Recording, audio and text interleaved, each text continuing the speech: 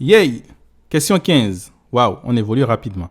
Aujourd'hui, on vient avec l'intégrale de 1 plus 2x à la puissance 2022 divisé par x plus x à la puissance 2023. Pour cette intégrale, je viens avec deux différentes méthodes qu'on pourra utiliser pour aller vraiment vite pour résoudre cela. N'oubliez pas qu'il s'agit des exercices du MIT Integration B, donc il faut aller vraiment très vite. La première méthode que je vous propose est vraiment une méthode classique. Ce que nous allons faire, c'est de factoriser le dénominateur qui est ici. On aura donc 1 plus 2x à la puissance 2022 divisé par x facteur de 1 plus x à la puissance 2022. Qu'est-ce qu'on peut remarquer? C'est que si je réécris le dénominateur de telle sorte à avoir 1 plus x à la puissance 2022 et ensuite plus x à la puissance 2022 que je divise ensuite par x facteur de 1 plus x à la puissance 2022, alors on peut avoir quelque chose d'intéressant parce que si on le divise en deux, on aura donc 1 plus x à la puissance 2022 divisé par x facteur de 1 plus x à la puissance 2022 plus x à la puissance 2022 divisé par 1 plus x à la puissance 2022. Multiplié par x bien sûr ici. Et ensuite, qu'est-ce qui va se passer? On voit qu'on peut simplifier. Donc si je simplifie ceci ici et que je simplifie x ici, donc j'aurai en fait 2021, ce qui fait que finalement j'aurai 1 divisé par x plus x à la puissance 2021 divisé par 1 plus x à la puissance 2022. Et comme vous pouvez le constater, en fait, j'ai quoi ici? J'ai 1 sur x que je peux intégrer qui va me donner le logarithme népérien de x. Et j'ai la dérivée de 1 plus x à la puissance 2022 qui donne 2022 fois x à la puissance 2021. Donc, je sais que l'intégrale de 1 plus 2 fois x à la puissance 2022 divisé par x plus x à la puissance 2023 dx est égal à quoi? C'est égal à l'intégrale de 1 sur x dx plus 1 sur 2022 multiplié par l'intégrale de 2022 x à la puissance 2021 divisé par 1 plus x à la puissance 2022 dx. Et ici, je peux intégrer chacune des fonctions.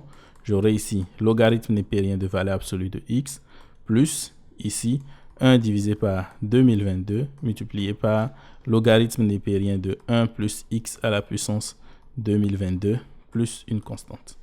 Bien sûr, je peux chercher à remettre toutes les fonctions ensemble, ce qui va me donner quoi? 1 divisé par 2022 fois logarithme népérien de x à la puissance 2022. Parce que ici 2022 descend, ça va disparaître.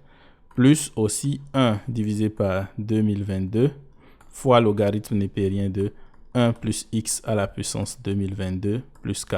J'enlève la valeur absolue parce que je sais qu'ici que 1 plus x à la puissance 2022 est positive.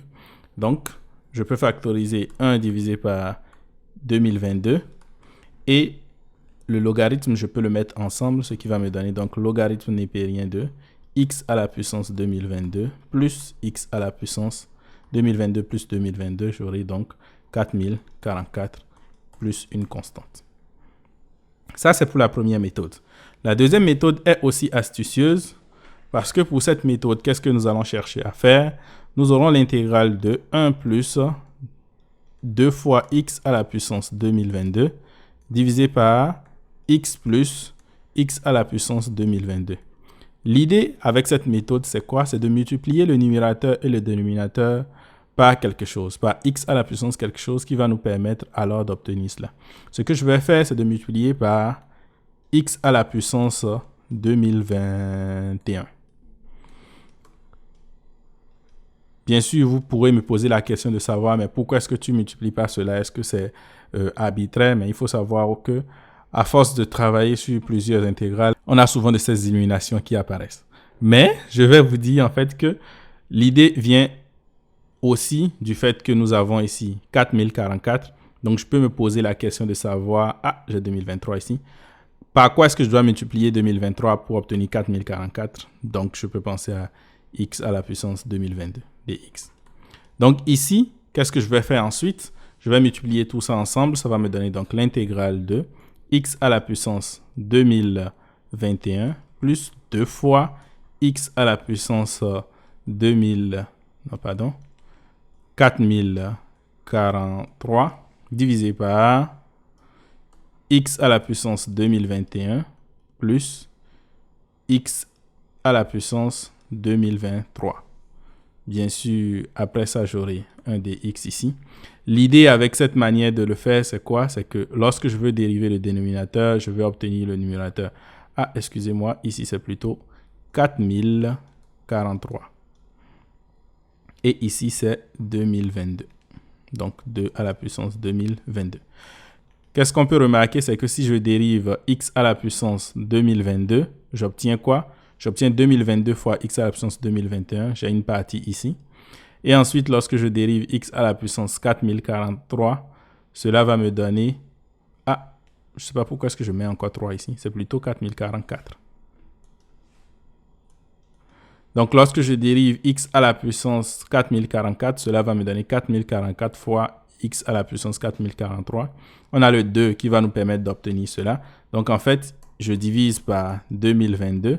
Et ensuite, j'aurai l'intégrale de 2022 fois x à la puissance 2021 plus 4044 fois x à la puissance 4043 divisé par x à la puissance 2022 plus x à la puissance 4044 dx.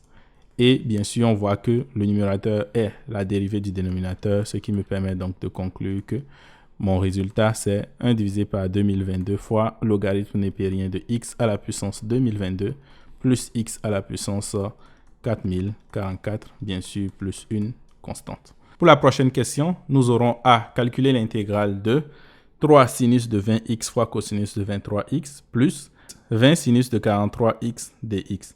Attention, il s'agit d'aller vite. C'est vrai qu'on peut calculer les intégrales de chacune des éléments une à une ici, mais il faut chercher ici à trouver une astuce qui va vous permettre d'aller très vite. Sur ce, ciao!